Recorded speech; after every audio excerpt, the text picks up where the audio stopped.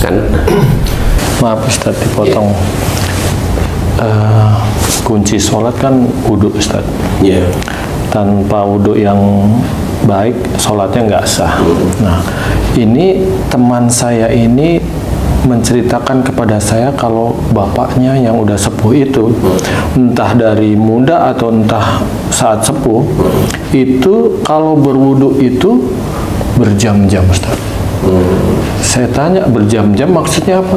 Ini mau mulai wudu aja istinja, istilah dan ini membersihkan inilah kotoran dari buang air kecilnya Ustaz.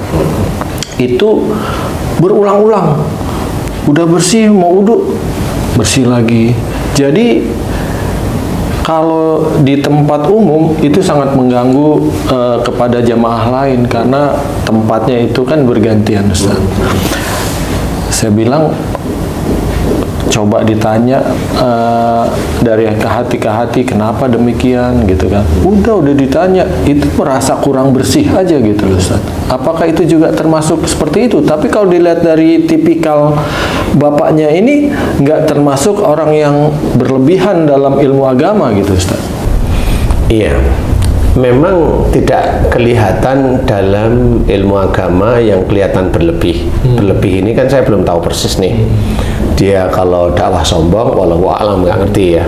Tetapi bisa aja umpamanya beliau ini kalau jadi makmum nggak mau umpamanya.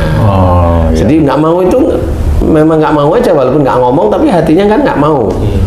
Yang kedua umpamanya walaupun beliau itu kelihatan tidak berlebih, satu lagi adalah dia tipikal orang banyak bicara apa diem, kan begitu. Sehingga kalau tipikalnya diem, normal dia nggak banyak bicara. Tetapi yang bicara kan ini sama ini. Orang itu otomatis, walaupun ini mulut itu nggak mau bicara, ini sama ini itu bicara. Insya Allah seperti itu. Nah, kalau ada kasus yang seperti itu, wudu diulang-ulang, merasa belum bersih. Kalau memang kalimatnya itu merasa belum bersih, biasanya di sini itu juga ada. Kamu tadi keluar air kencingmu. Ada yang ngomong gitu. Kamu kentut tadi. Ada yang ngomong seperti. Jadi dia ke sana lagi. Seperti itu. Iya, kalau dia nggak gitu diulang lagi sejak mulai dari awal gitu. Itu biasanya kamu tersenggol wanita. Jadi ada suara yang dia pikir itu benar gitu. Bener, malaikat kali ya. Iya, kalau saya begitu. Enggak, kalau itu namanya tetap halusinasi. Yang ngomong siapa? Yang ngomong itu jin yang ditunggangi oleh Dajjal. Karena jin itu tidak paham tentang wudhu. Jin nggak paham. Saya nggak bicara tentang jin Islam loh ya. Ini jin, saya ngomong jin. Karena selama ini jin Islam itu tidak mau berinteraksi dengan manusia. Dia langsung fokusnya ibadah kepada Allah Ta'ala. Nah, kalau saya cerita jin yang biasa, yang nyurupin orang, yang santet, yang ilmu, ya itu dia nggak bisa cerita tentang wudhu, itu nggak bisa. Cerita tentang wudhu aja nggak bisa. Cerita tentang sholat nggak bisa. Tapi kalau ada jin bisa cerita tentang sholat, hati-hati. Biasanya jin ini ditunggangi Dajjal, agar orang itu percaya dengan jin itu sendiri, dengan Dajjalnya, akhirnya dibelokkan dia, akidahnya insya Allah seperti itu dibelokkan.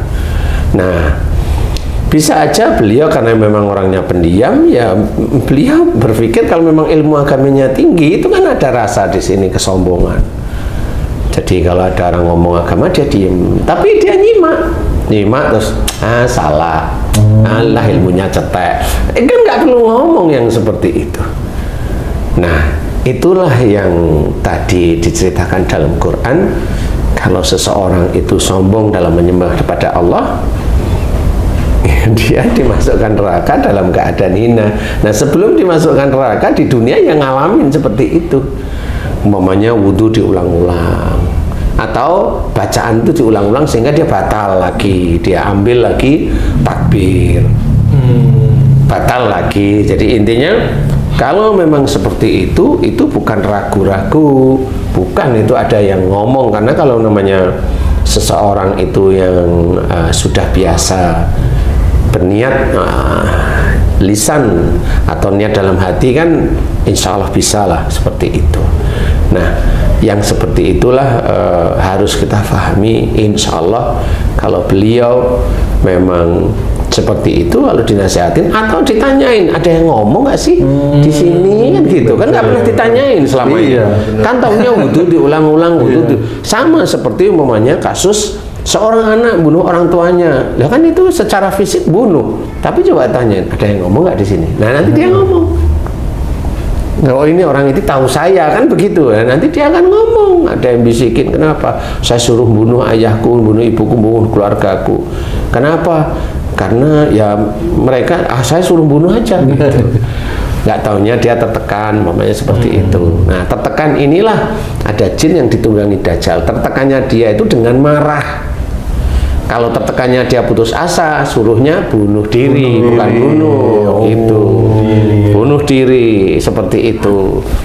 Kalau marah dengan suami, mamanya dengan suami, dia suruh bunuh anaknya yang kecil, biasanya seperti itu. Ini namanya halusinasi atau skizofrenia. Sama seperti orang Muslim yang lain, kalau dia wudu, yaitu skizofrenia. Tetap itu kesalahan dia, bukan Allah dolim pada dia. Dia merasa kurang bersih, lah kok merasa kurang bersih dari mana? Wudu itu dijelaskan seperti itu aja. Ya, mengusap tangan, kemudian berkumur, kemudian masukkan di hidung, kemudian di wajah, seperti itu aja sebenarnya sampai telinga.